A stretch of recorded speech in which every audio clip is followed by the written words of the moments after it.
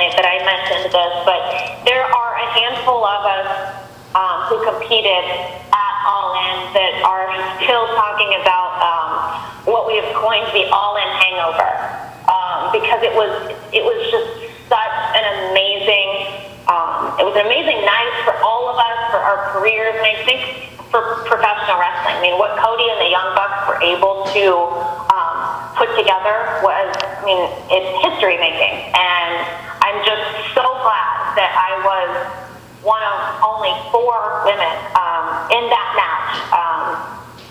It was, and again, I think in saying this that I'm correct. If not, somebody at some point on Twitter will tell me that I'm wrong.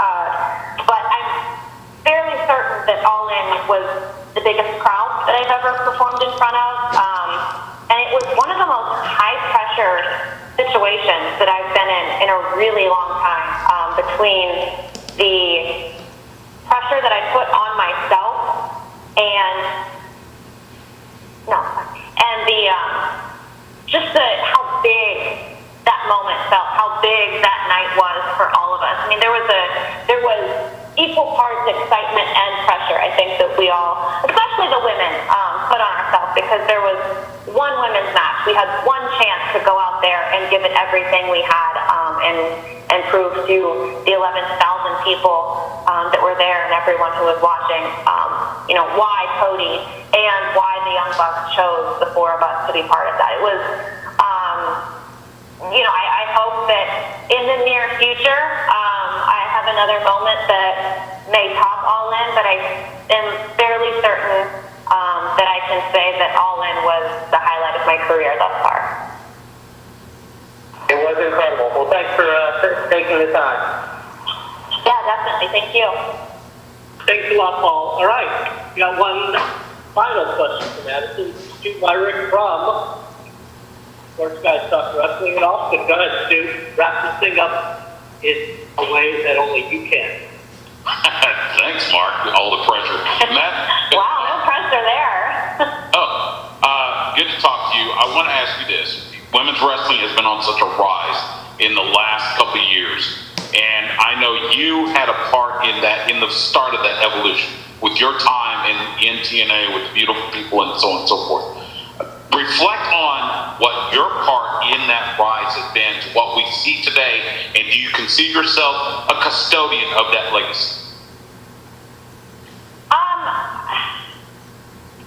I would like to think and hope that I had some part in creating what is this evolution in women's wrestling.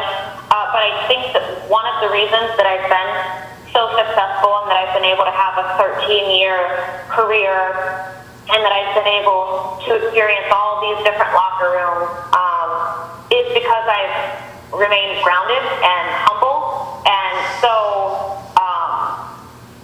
while I hope that I've been able to contribute to it, and I know that being part of the beautiful people was career-changing for me, and I'm forever thankful for that opportunity. And along the way, I've learned, I've grown, I've had some incredible matches that I hope go down in history as some of the best matches in women's wrestling. I try not to put that pressure on myself because, like I said, I'm still learning, I'm still growing, and I think that my biggest contributions to this evolution of women's wrestling are still yet to come, in that I have had so many years on television, but especially in this next year, that I'm going to change myself so much.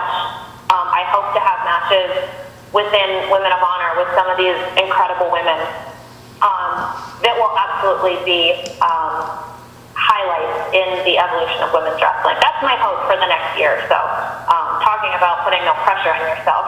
But yeah, to answer your question, I hope in some way that I've contributed to what people perceived as one of the most successful times ever in women's wrestling. I would wholeheartedly agree. Thank you. All right, thanks, Stu, and thank you, Madison. Again, thanks for taking a little bit more time with everyone. I know I appreciate it. I hope all of our journalist friends do as well. Absolutely. No, I appreciate everyone for hanging out and talking with me this afternoon.